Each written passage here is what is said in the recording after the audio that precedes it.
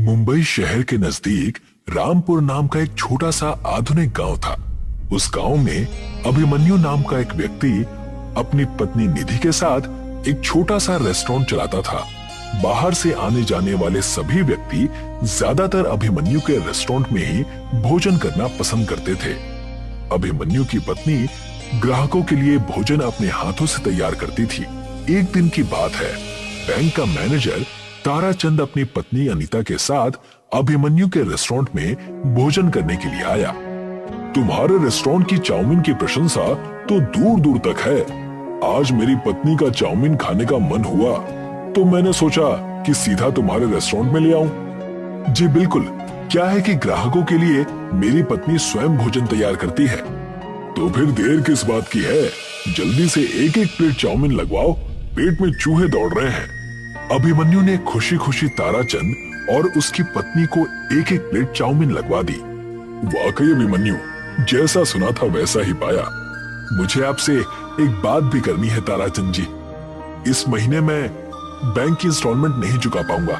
मेरा बेटा मुंबई शहर में पढ़ता है और उसकी इस महीने फीस जमा होनी है।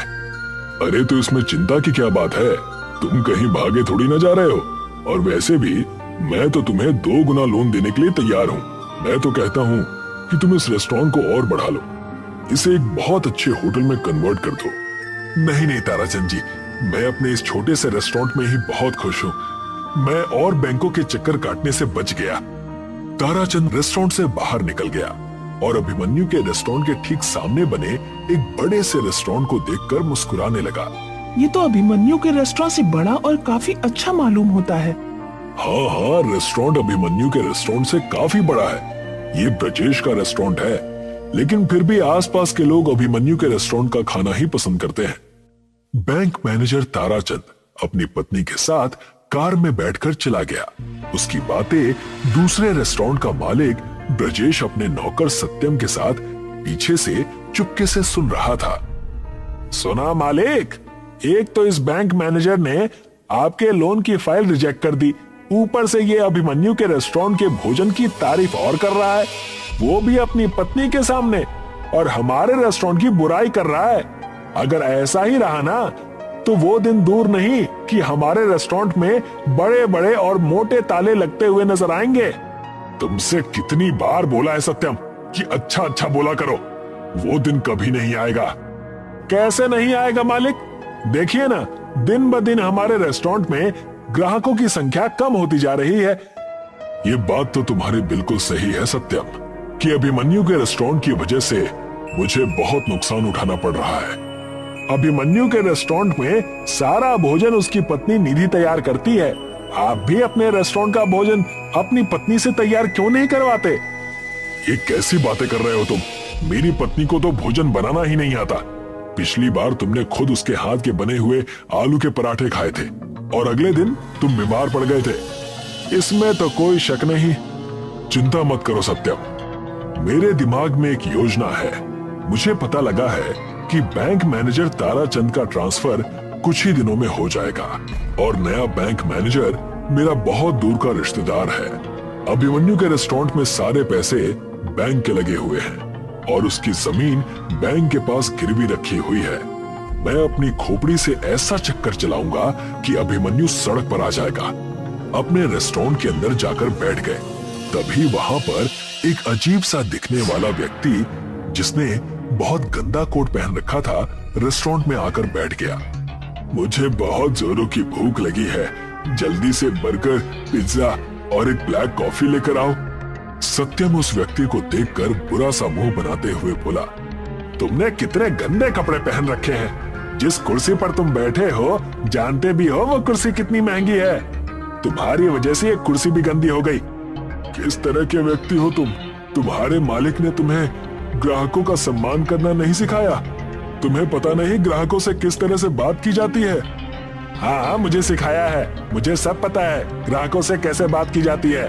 ग्राहक भी तुम्हारे जैसे गंदे कपड़े पहनकर इतने आलीशान और अच्छे रेस्टोरेंट में नहीं आते। बस बहुत हो गया, अब तुम मेरा अपमान कर रहे हो।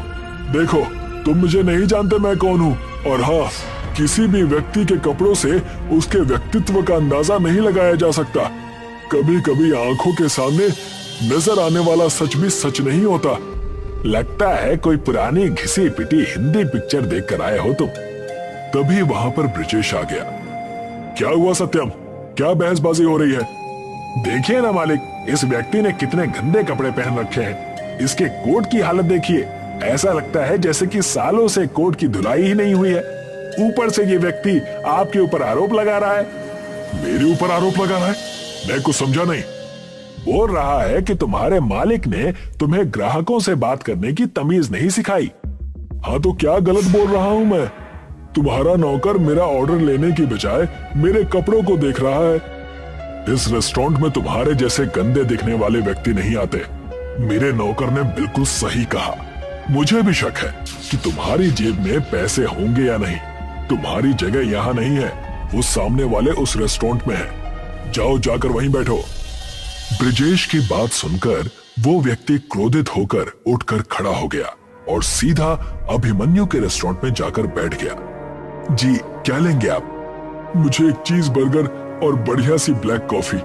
जी, अभी लगवाता हूं। अभिमन्यु ने तुरंत उस व्यक्ति का ऑर्डर लगवा दिया। वो व्यक्ति बर्गर और ब्लैक कॉफी पीकर बहुत खुश होकर बोला, वाकई मैंने तुम्हारे रेस्टोरेंट की प्रशंसा सुनी थी।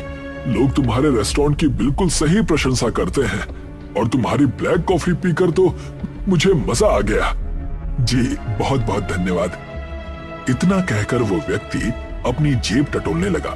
कुछ देर बाद वो अभिमन्यु की ओर देखकर बोला, मुझे माफ करना यंग मैन, मैं अपना वॉलेट घर पर ही भूल आया। कोई बात नहीं, जब आपकी मर्जी हो आप आकर पैसे दे जाना। तुम तो वाकई बहुत अच्छे इंसान हो। एक तुम हो और एक तुम्हारा पड़ोसी, जिसमें ग्राहकों से बात करने की तमीज भी नहीं है, और मैं तुम्हारे स्वभाव से बहुत प्रसन्न हूँ। इतना कहकर उस व्यक्ति ने एक छोटा सा चमकने वाला हीरा अभिमन्यु को पकड़ा दिया। ये तो डायमंड है, ये आप मुझे क्यों दे रहे हैं? नहीं, ये डायमंड नहीं है बेटा, ये एक गैजेट है। कुछ समय के बाद हो सकता है कि तुम्हें इसकी आवश्यकता पड़े। इसे अपने पास संभाल कर रखना। अगर जीवन में कभी दोबारा मुलाकात हुई तो मैं तुम्हें अपने बारे में जरूर बताऊंगा। इतना कहकर वो व्यक्ति वहां से चला गया। उसके जाते ही निधि अभिमन्यु से बोली, कौन था ये? पता नहीं निधि, लेकिन वो जो भी था उसकी आंखों को देखकर मुझे ऐसा महसूस हुआ जैसे कि वो कोई बहुत ही बड़े व्यक्तित्व का मालिक हो। लेकिन उसने कपड़े तो काफी गंदे पहन रखे थे। किसी के कपड़ों को देखकर उसके व्यक्तित्व का अंदाजा नहीं लगाया जा सकता निधि। उसकी आंखों की चमक और चेहरे की झुर्रियां सब कुछ कह देती हैं। बस पढ़ने वाला होना चाहिए। कुछ दिन ऐसे ही बीत गए और एक दिन बैंक मैनेजर ताराचंद का ट्रांसफर हो गया और उसकी जगह ब्रिजेश का रिश्तेदार टिल्लू मैनेजर बनकर बैंक में आया। ब्रिजेश टिल्लू की चापलूसी करता हुआ बैंक में पहुंचकर बोला, मैं आपका काफी दिनों से इंतजार कर रहा था। मैं जानता हूं ब्रिजेश, इस गांव में मेरा ट्रांसफर करने के लिए तुमने कितनी मेहनत की है। आपके जैसा ईमानदार बैंक मैनेजर आज के दौर में कहां है। तुम कहना क्या चाहते हो? मेरे रेस्टोरेंट के सामने अभिमन्यु नाम का व्यक्ति रेस्टोरेंट चलाता है। उसके रेस्टोरेंट में सारा पैसा बैंक का लगा हुआ है, लेकिन वो अपने आप को बैंक का मालिक समझता है। उसकी जब मर्जी होती है वो बैंक की इंस्टॉलमेंट चुकाता है और जब मर्जी नहीं होती नहीं चुकाता। नियम के मुताबिक उसे 1 साल के अंदर अपना लोन क्लियर कर देना था, मगर आज उसके लोन को पूरे 3 साल हो चुके हैं। पिछले वाले बैंक मैनेजर उसके फेवर में रहते थे। मैं चाहता हूँ कि आप अपना सारा पैसा उससे ले लीजिए। अब तुम्हारा दूर का रिश्तेदार हूँ ब्रिजेश, तो तुम्हारे लिए इतना तो कर ही सकता हूँ, लेकिन तुम तो जानते हो कि रिश्तेदारी से ही सब कुछ नहीं होता। तुम समझ रहे हो ना मैं क्या कहना चाह रहा हूँ? जी, मैं आपके एक एक शब्द का मतलब समझ गया। आपके घर पर आपका इनाम पहुंच जाएगा। तो फिर निश्चिंत होकर सो जाओ। 24 घंटे में अभिमन्यु सड़क पर आ गया, इस बात की खबर तुम्हें मिल जाएगी। अगले दिन बैंक मैनेजर टिल्लू सारे पेपर लेकर अभिमन्यु के रेस्टोरेंट में पहुंच गया और बैंक के सारे पैसे एक साथ देने की बात करने लगा। मैं सारे पैसे एक साथ नहीं दे सकता, मुझे कुछ तो वक्त दीजिए। बैंक ने तुम्हें 1 साल का वक्त दिया था, लेकिन पिछले वाले मैनेजर साहब ने तो कभी भी ऐतराज नहीं जताया। वो पिछले वाले मैनेजर थे, मैं नया मैनेजर हूँ। तुम्हारे पास एक दिन का वक्त है। एक दिन के अंदर अंदर 25 लाख रुपए बैंक में जमा करा दो, नहीं तो तुम्हारे इस रेस्टोरेंट पर बैंक कब्जा कर लेगी। और याद रखना, मुझे इसका पूरा अधिकार है। इतना कहकर टिल्लू वहां से चला गया। अभिमन्यु बेचारा एक दिन में इतने पैसों का इंतजाम नहीं कर पाया। बैंक मैनेजर ने बड़ी चालाकी से अभिमन्यु का घर और रेस्टोरेंट कब्जा लिया और अभिमन्यु को घर से बाहर निकाल दिया। वो दोनों पति पत्नी 2 दिन से भूखे प्यासे थे कि तभी अभिमन्यु को अचानक कुछ याद आया। उसने अपनी कोट की जेब से वही हीरा निकाल लिया। ये तो वही हीरा है ना जो वो गंदा दिखने वाला व्यक्ति देकर गया था। सोच रहा हूँ इस हीरे को बाजार में बेच दूं। अचानक वो हीरा उसके हाथ से छूटकर जमीन पर गिर गया और चारों ओर रंग बिरंगी किरणें फैल गई। देखते ही देखते अभिमन्यु के सामने एक रेस्टोरेंट खड़ा था। ये कैसे संभव हो सकता है? क्या वो कोई जादूगर था? नहीं निधि, मुझे याद आ गया। उस व्यक्ति ने कहा था कि ये कोई हीरा नहीं बल्कि गैजेट है। ये तो एक अंदर से बहुत आलीशान रेस्टोरेंट लगता है। चलो अंदर चलकर देखते हैं। निधि और अभिमन्यु उस रेस्टोरेंट के अंदर घुस गए। उन्होंने देखा कि उस रेस्टोरेंट के अंदर वेटर के रूप में रोबोट काम कर रहे थे। मिस्टर, आपका स्वागत है रेस्टोरेंट के नए मालिक और आपका भी मिस। अभिमन्यु खुशी से चीखते हुए बोला, ये तो कमाल हो गया निधि। बोलिए मालिक, इस रेस्टोरेंट को कहां पर लेकर चलना है? क्या मतलब? इस रेस्टोरेंट को आप अपनी मर्जी से जहां चाहे ले जा सकते हैं। ये आपका हर आदेश मानेगा। मैं समझ गया, ये एक नई तकनीक से बना हुआ रेस्टोरेंट है। ये विज्ञान का चमत्कार है।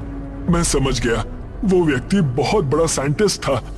उस दिन के बाद अभिमन्यु और उसकी पत्नी उसी चलने वाले रेस्टोरेंट में घर घर जाकर सेवा देने लगे। कुछ ही महीने में अभिमन्यु के चलने वाले रेस्टोरेंट का नाम पूरे गांव और आसपास के शहरों में प्रसिद्ध हो गया। अब किसी को भी कुछ भी खाने की जरूरत होती तो अभिमन्यु का रेस्टोरेंट चलकर उसके पास पहुंच जाता। अभिमन्यु ने कुछ ही महीने में बैंक की सारी रकम चुका दी। कुछ कीजिए मालिक, आपने तो उसे सड़क पर ला दिया था, मगर वो तो सड़क पर चलने वाला ही रेस्टोरेंट ले आया। मेरी भी कुछ समझ में नहीं आ रहा सत्यम कि ये चमत्कार हुआ कैसे। पहले तो मेरे रेस्टोरेंट में फिर भी 1-2 लोग आ जाते थे, अब तो उन्होंने भी आना बंद कर दिया है। कौन सी भूल में बैठे हैं मालिक? आपके रेस्टोरेंट में पिछले 2 महीने से कोई ग्राहक नहीं आया। मैं ही बैठा हुआ मक्खियां मार रहा हूँ। चिंता मत करो, मैं आज इस अभिमन्यु का किस्सा ही समाप्त कर दूंगा। आप क्या करेंगे मालिक? मैं उस रेस्टोरेंट को बम से उड़ा दूंगा। सुना है कि जिसको जरूरत होती है वो रेस्टोरेंट स्वयं वहां पहुंच जाता है। इस बार उस रेस्टोरेंट को तुम अपने घर के पास बुलाना, उसके बाद वहीं पर ये सारा खेल खत्म कर देंगे। ब्रिजेश के कहने पर सत्यम ने उस रेस्टोरेंट को अपने घर के पास बड़ी चालाकी से बुला लिया। ब्रिजेश और सत्यम चुपके से उस रेस्टोरेंट में घुस गए। ब्रिजेश के हाथों में एक बड़ा सा बम था, मगर अचानक रेस्टोरेंट में सायरन बजने लगे और एक रोबोट की सेना ने ब्रिजेश और सत्यम को घेर लिया। तुम्हारे हाथों में बम है, ये कैसे संभव है? तुम्हें कैसे पता चला? तभी वहां पर अभिमन्यु और निधि आ गए। मुझे तुमसे ऐसी ही उम्मीद थी ब्रिजेश कि तुम ऐसी ही गिरी हुई घटिया हरकत करोगे। अभिमन्यु ने इतना कहा ही था कि तभी वहां पर वही गंदा सा दिखने वाला व्यक्ति जो अब बहुत साफ सुथरे कपड़े पहना हुआ था, मुस्कुराता हुआ आया। मुझे देखकर तुम लोग इस तरह से हैरान मत हो। मेरा नाम प्रोफेसर हॉकिंस है। मैं एक बहुत बड़ा साइंटिस्ट हूँ। दरअसल इस चलने वाले रेस्टोरेंट को बनाने में मुझे काफी साल लग गए। उस दिन मैं इस प्रयोग में सफल हो गया था और खुशी के मारे मैं अभिमन्यु के रेस्टोरेंट में कुछ खाने के लिए आया था, मगर बाहर मैंने ब्रिजेश की और उसके नौकर की बातें चुपके से सुन ली थी। मैं समझ गया कि ये अभिमन्यु के लिए आने वाले फ्यूचर में कोई ना कोई मुसीबत खड़ी जरूर करेंगे। लेकिन तुम चिंता मत करो, ये अब तुम्हारा ही रहेगा। मैं इस जैसे और गैजेट्स बना लूंगा। पुलिस ने सत्यम और ब्रिजेश को अरेस्ट करके जेल भेज दिया। अभिमन्यु के पास आज भी वो चलने वाला रेस्टोरेंट मौजूद